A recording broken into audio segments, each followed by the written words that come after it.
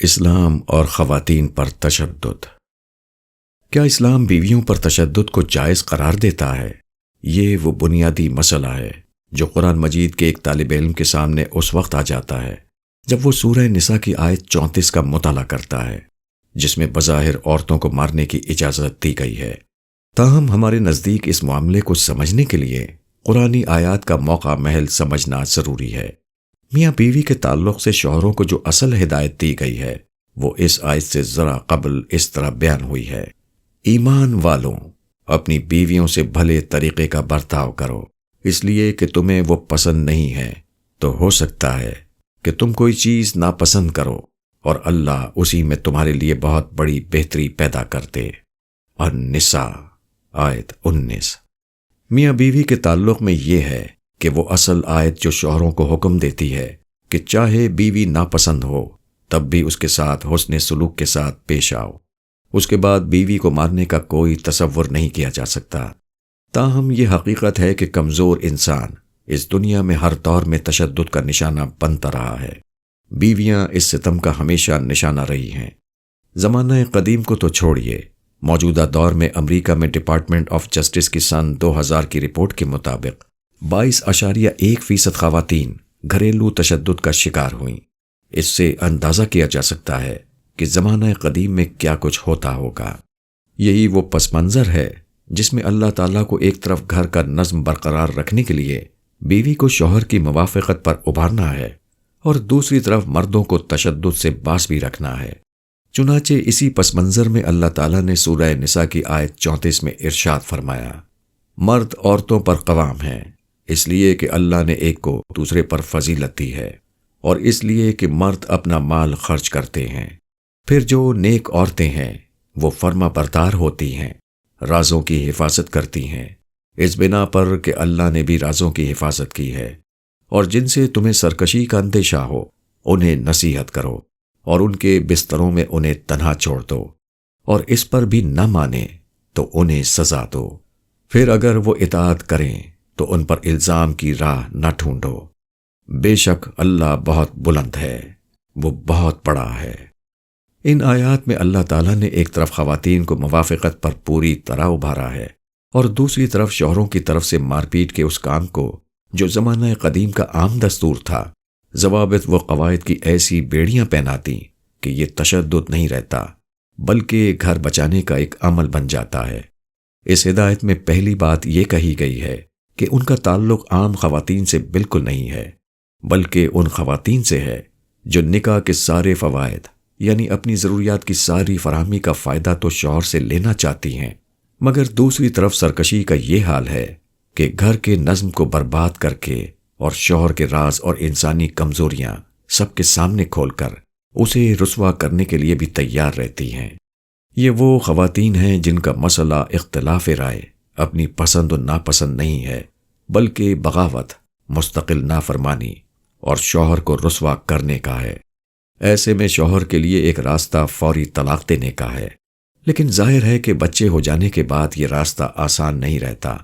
چنانچہ ایسی خواتین کو پہلے مرحلے میں سمجھایا جائے گا، پھر شوہر جس غرض سے عورتوں سے شادی کرتے ہیں اس کو بھی چھوڑ دینے کا حکم دیا گیا ہے، یعنی بستروں میں ان سے الگ ہو جانے کا حکم ہے۔ ظاہر ہے کہ یہ بہت سخت پیغام ہے جس میں شوہر بیوی کے حقوق تو دیتا ہے مگر اپنے حقوق چھوڑ دیتا ہے۔ اس کے بعد گھر بچانے کے لیے عورت کی نفسیات کو جھنجھوڑنے کے لیے ایک آخری راستہ یہ تجویز کیا گیا ہے کہ ان کو کچھ سزا دی جا سکتی ہے۔ رسول اللہ صلی اللہ علیہ وسلم نے اس کی نوعیت کو بالکل واضح کرتے ہوئے بتا دیا کہ یہ کسی قسم کا تشدد نہیں ہوگا، بلکہ جیسے ایک ماں اپنے بچے کی تادیب کے لیے کچھ ہلکی پھلکی ضرب لگا دیتی ہے اتنا ہی معاملہ ہونا چاہیے۔ حدیث کے الفاظ غیر مبرہ کے ہیں، یعنی وہ سزا جو پائیدار اثر نہ چھوڑے۔ مسلم رقم 2950۔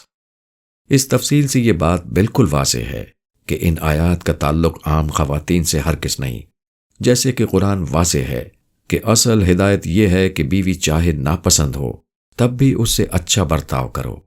اس ہدایت کا تعلق کچھ سرکش خواتین سے ہے جو نکاح میں رہنا بھی چاہتی ہیں اور شوہر کے خلاف مستقل اعلان جنگ بھی کیے رکھتی ہیں۔ چنانچہ ان کی اصلاح کے لیے یہ ایک لائحہ عمل دیا گیا ہے، نہ کہ ان پر تشدد کے لیے۔ اس کی کوئی گنجائش نہیں۔ رہی یہ بات کہ زیادتی اگر شوہر کر رہا ہو تو اس کو روکنے کا کیا طریقہ ہے؟ کیا ریاست کو اس میں مداخلت کرنا چاہیے؟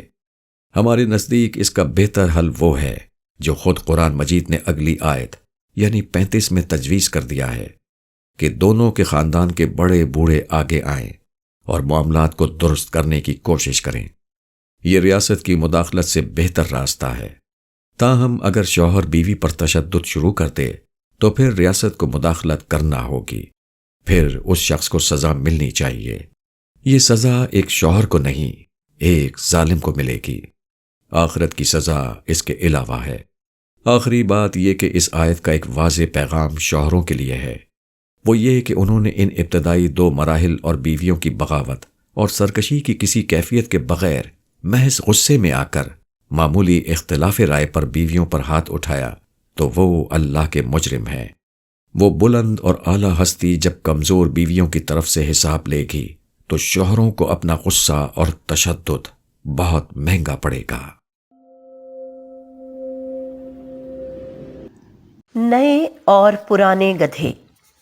انسانوں نے جب متمدن زندگی کا آغاز کیا تو جنگل کے جن باسیوں نے انسانوں کا بھرپور ساتھ دیا، ان میں گدھے کا نام بہت نمایاں ہے۔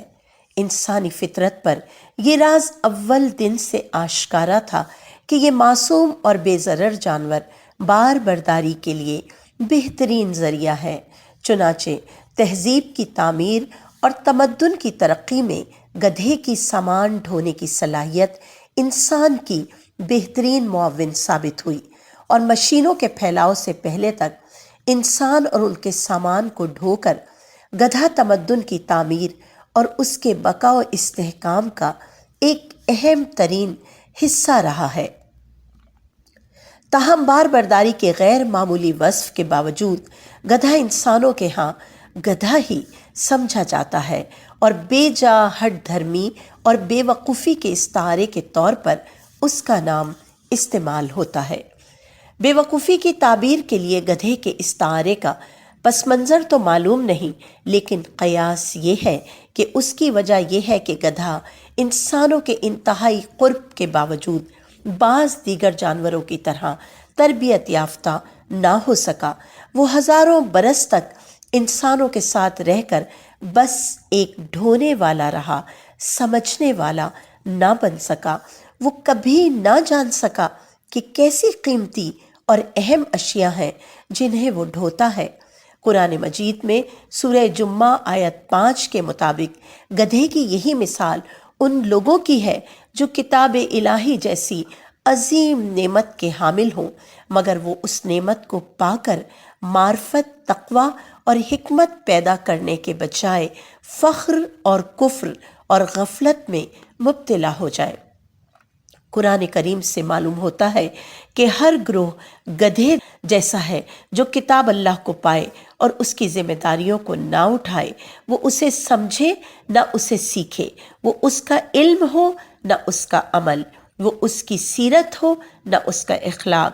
یہ گدھے حق کو جھٹلاتے ہیں مگر خود کو حق کا سب سے بڑا نمائندہ کہتے ہیں۔ یہ گدھے حامل کتاب ہونے پر فخر کرتے ہیں مگر اس کا پیغام دوسروں تک نہیں پہنچاتے۔ پہلے یہ گدھے تورات ڈھوتے تھے اور آج کل قرآن مجید ڈھوتے ہیں، مگر خدا کے نزدیک اس رویے کے مرتکبین کچھ بھی ڈھوئیں، وہ گدھے کے گدھے ہی رہتے ہیں۔ بیوہ کی عدت۔ قرآن مجید میں طلاق یا شوہر کی وفات کے بعد خواتین کو عدت پوری کرنے کا حکم دیا گیا ہے۔ عدت پوری کرنے کے بعد خواتین دوسری شادی کر سکتی ہیں۔ عدت کی مدت سے قبل وہ دوسری شادی نہیں کر سکتی، کیونکہ عدت کا اصل مقصد ہی یہ معلوم کرنا ہے کہ خواتین حمل سے تو نہیں۔ وہ فوراً دوسری شادی کر لے تو بچے کا نسب کا مسئلہ ہو جائے گا۔ یہی سبب ہے کہ جس خاتون کا نکاح ہوا اور تعلق زن و شوق قائم نہ ہوا ہو اس پر کوئی عدت نہیں۔ الاحزاب آیت 49۔ اس لیے کہ نہ میاں بیوی کا رشتہ قائم ہوا، نہ حمل کا امکان ہے، اور نہ عدت کا مطالبہ کیا گیا۔ مطلقہ کی عدت 3 حیض ہے، اور چونکہ اصل مقصد عورت کے پیٹ کا حال جاننا ہے، اس لیے مرد کو یہ حکم ہے کہ وہ ایک ایسے طہر میں طلاق دے جس میں تعلق زن و شو قائم نہ ہوا ہو۔ اس کے بعد 3 حیض سے یہ بات یقینی ہو جاتی ہے کہ یہ خاتون حمل سے نہیں۔ شوہر کی وفات کی صورت میں چونکہ ایسی کوئی پابندی نہیں لگائی جا سکتی، اس لیے بیوہ کی عدت ذرا بڑھا کر 4 ماہ 10 دن کر دی گئی ہے، تاکہ 3 حیض سے قبل تعلق قائم بھی ہوا ہو تب بھی مزید 1.25 مہینے سے معاملہ اور واضح ہو جائے۔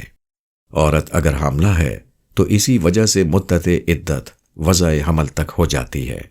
قرآن مجید کی روشنی میں ایک بیوہ پر اصل پابندی بس یہی ہے کہ عدت کے عرصے میں دوسری شادی نہیں کرے گی۔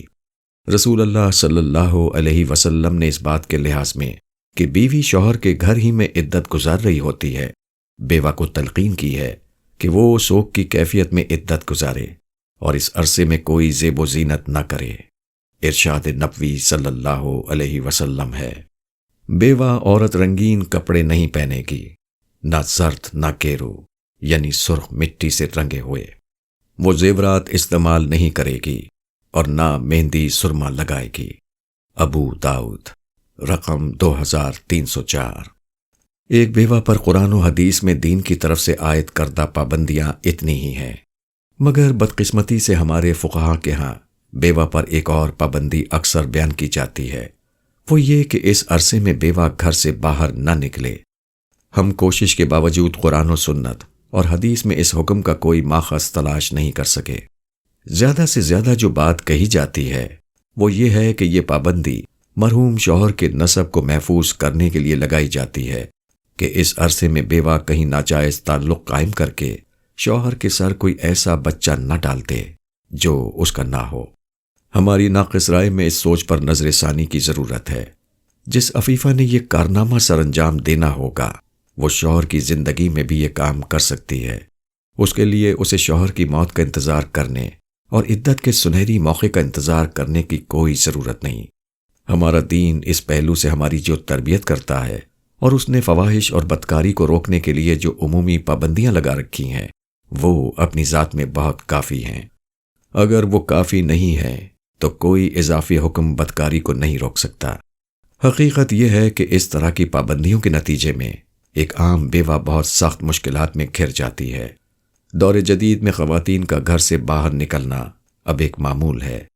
پھر عام طور پر خواتین بڑی عمر میں بیوہ ہوتی ہیں جب وہ شادی کی عمر سے بہت دور نکل چکی ہوتی ہیں، اور اس عمر میں اللہ تعالیٰ ان سے اوڑھنی اور دوپٹے کی لازمی پابندی بھی اختیاری بنا دیتے ہیں۔ النور آیت 60۔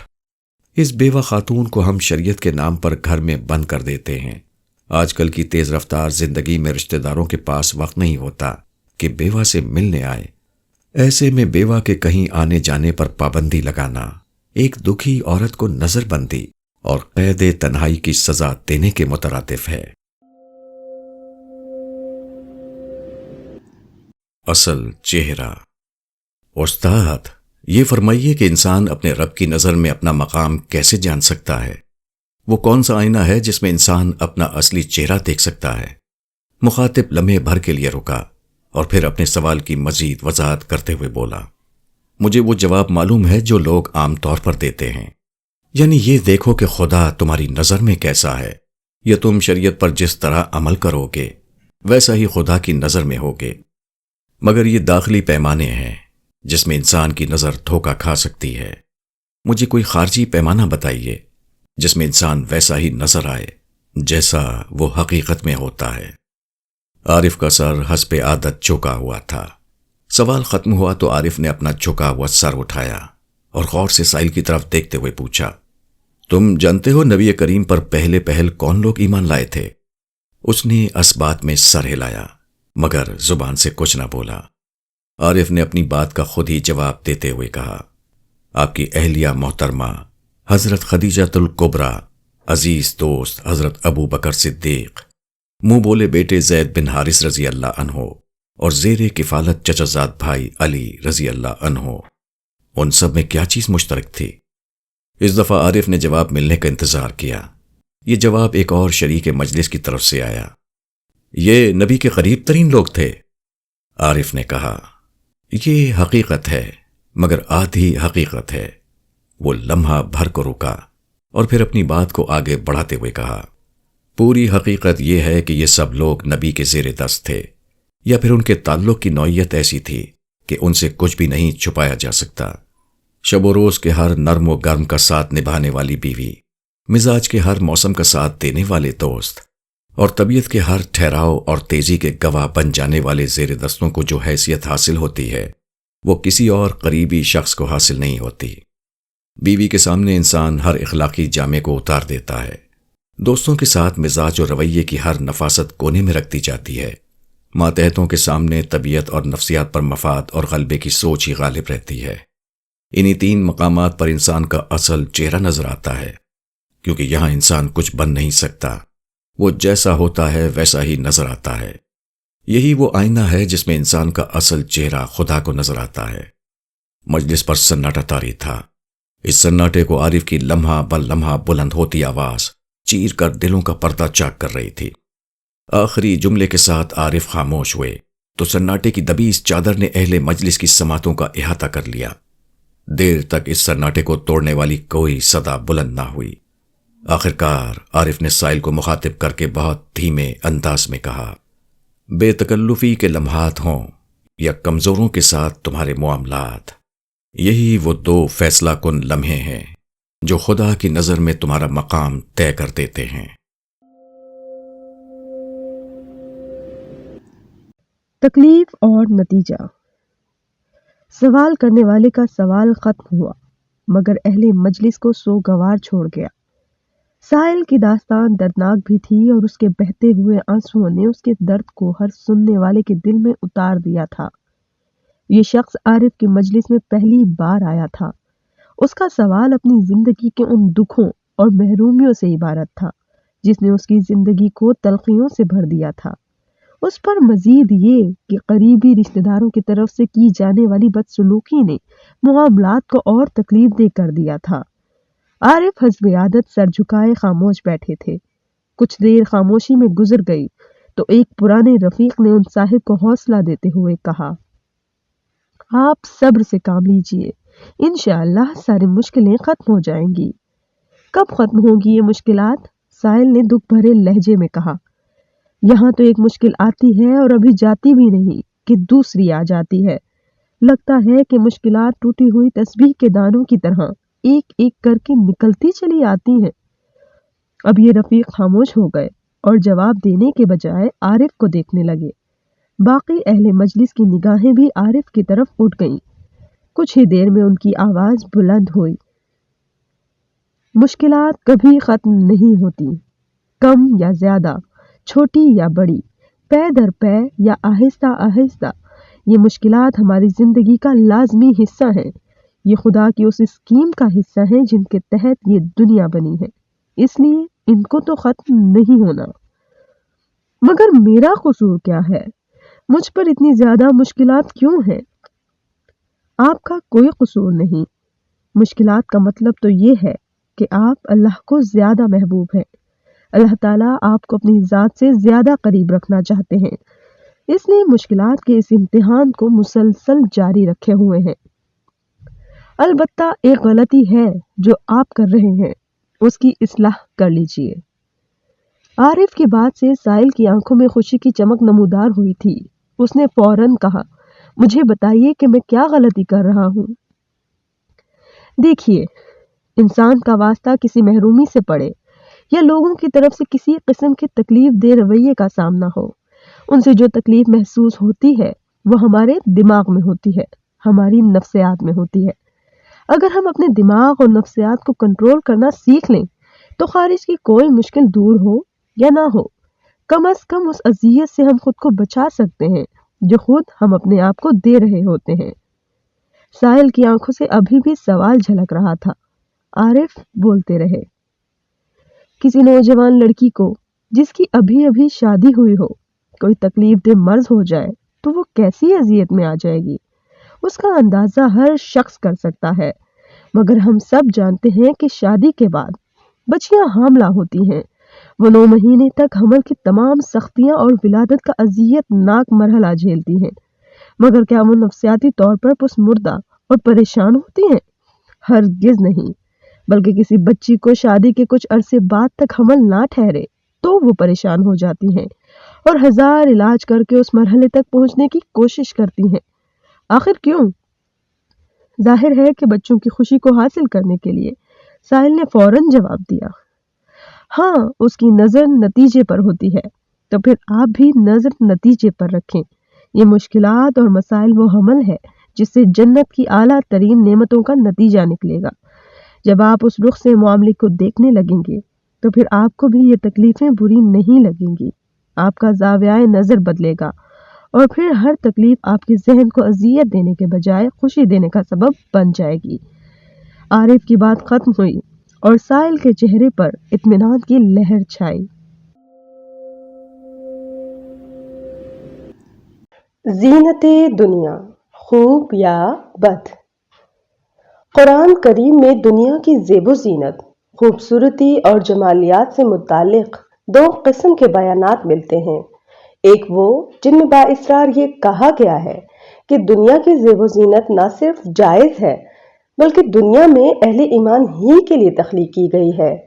سورہ اعراف آیت 32۔ جبکہ دوسری طرف ان کی مذمت کی گئی ہے۔ سورہ حدید آیت 20۔ ان 2 قسم کے بیانات میں بظاہر تضاد محسوس ہوتا ہے۔ اس سے ایک قدم آگے بڑھ کر ہمارے ہاں بالعموم یہ بات مان لی گئی ہے کہ زینت دنیا تقوی اور ایمان کے اعلیٰ درجات کے منافی ہے۔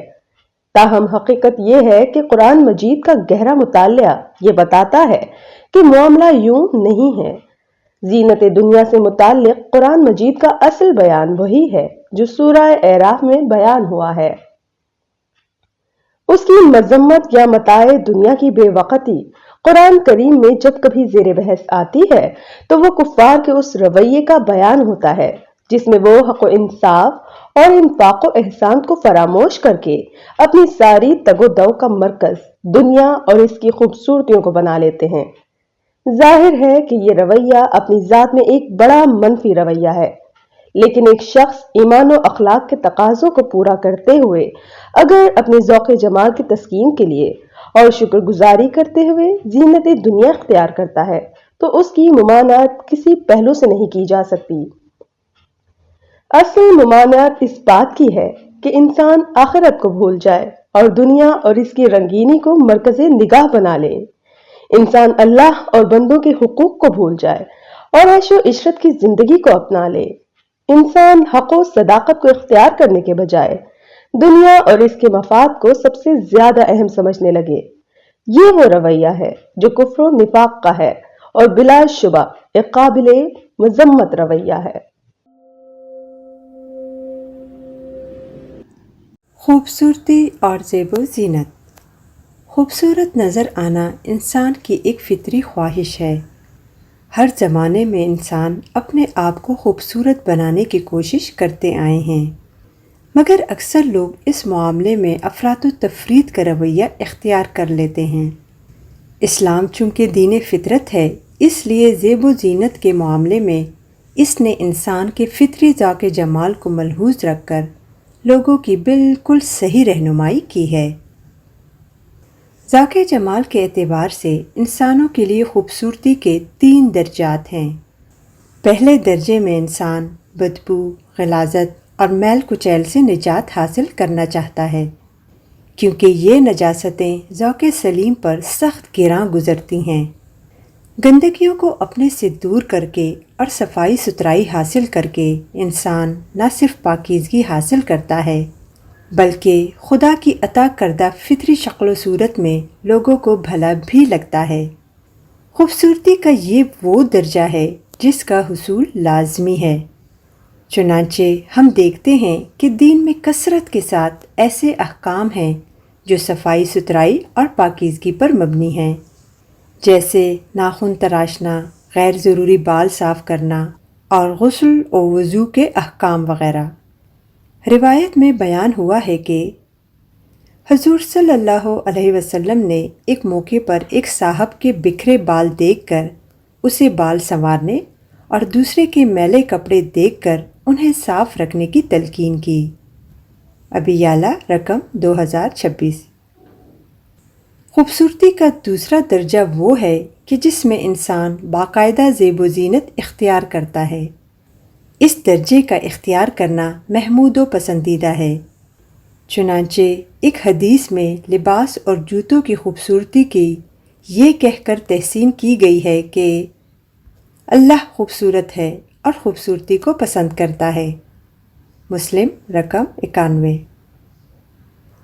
اس قسم کی زینت میں خواتین بہت اہتمام کرتی ہیں۔ لباس کی خوبصورتی، بالوں کی آرائش، چہرے اور دیگر کھلے رہنے والے اعضاء پر سنگھار اور زیورات وغیرہ اس کی نمایاں مثالیں ہیں۔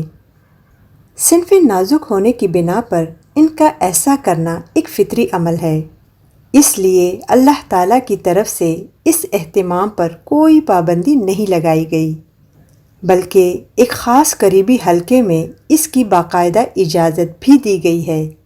سورہ نور آیت 31۔ تاہم خواتین پر اس حوالے سے کچھ پابندیاں لگائی گئی ہیں۔ اس کا سبب یہ ہے کہ مردوں کے لیے خواتین میں ایک کشش فطری طور پر پائی جاتی ہے۔ خواتین کی اضافی زیب و زینت کا عمل اس کشش میں اضافے کا سبب بن جاتا ہے۔ اس کشش کو اگر آزاد اور بے روک ٹوک چھوڑ دیا جائے تو یہ زنا کے اس جرم تک انسان کو پہنچا دیتی ہے جو پورے معاشرتی ڈھانچے کو درہم برہم کر دیتا ہے۔ چنانچہ سورہ نور کی مذکورہ بالا آیات میں مرد و زن کے اختلاط کے موقع پر اللہ تعالیٰ نے دیگر احکام کے ساتھ خواتین کو 2 ہدایتیں اضافی طور پر دی ہیں۔ ایک یہ کہ وہ اپنی اوڑھنیوں کے آنچل سے اپنے گریبان اور سینے کو اچھی طرح ڈھانک لیں۔ دوسرے یہ کہ اس موقع پر وہ اپنی زینت ظاہر نہ کریں، ان کو چھپانے کا اہتمام کریں۔ اس معاملے میں خواتین کو 2 رعایتیں دی گئی ہیں۔ ایک تو وہی جو ہم نے اوپر بیان کر دی ہے کہ اخفائے زینت کی یہ پابندی قریبی حلقے کے لوگوں کے لیے نہیں ہے۔ دوسری رعایت یہ ہے کہ زینت اگر ان اعضاء پر ہو جو عادتاً کھلے رہتے ہیں، جیسے ہاتھ کی انگوٹھی، آنکھوں کا کاجل یا ناک کی کیل وغیرہ، تو یہ زینت اس پابندی کی زد میں نہیں آتی۔ یہ رعایت آسانی کے نقطۂ نظر سے دی گئی ہے، مگر اس کے باوجود خواتین پر یہ واضح رہنا چاہیے کہ ایسے مواقع پر اصل حکم زینت چھپانے ہی کا ہے، اس کی نمائش کا نہیں۔ چنانچہ قرآن نے اس سلسلہ احکام کے آخر میں مثال کے طور پر صرف ایک چیز کو بیان کر دیا کہ خواتین اپنے پاؤں زمین پر مار کر نہ چلیں کہ وہاں موجود لوگ ان کی مخفی زینت کے بارے میں جان لیں۔ چنانچہ کوئی بھی ایسا رویہ اختیار کرنا جس سے خواتین مردوں کے لیے صنفی کشش پیدا کرنے کا سبب بن جائیں، ان احکام کی روح کے قطعاً خلاف ہوگا۔ خوبصورتی اختیار کرنے کا تیسرا درجہ وہ ہے جس میں لوگ فطری اور اخلاقی حدود سے تجاوز کر جاتے ہیں۔ مثال کے طور پر زیب و زینت میں اسراف کرنا، متکبرانہ انداز اختیار کرنا، یا ہر کام سے ہٹ کر ہمہ وقت خود کو جاذب نظر بنانے میں لگ جانا، یا پھر انسان کی فطری خلقت میں تبدیلی کر کے خوبصورت بننے کی کوشش کرنا وغیرہ۔ چنانچہ اسی پس منظر میں رسول اللہ صلی اللہ علیہ وسلم نے اپنے زمانے میں مردوں کو سونا اور ریشم کے استعمال سے منع کیا۔ احمد رقم 16972۔ اور صنف مخالف کی مشابہت اختیار کرنے والے مرد و عورت پر لعنت کی ہے۔ احمد رقم 3151۔ اس پس منظر میں آج بھی اخلاق اور فطرت کے خلاف خوبصورتی کا کوئی طریقہ اختیار کرنا درست نہیں۔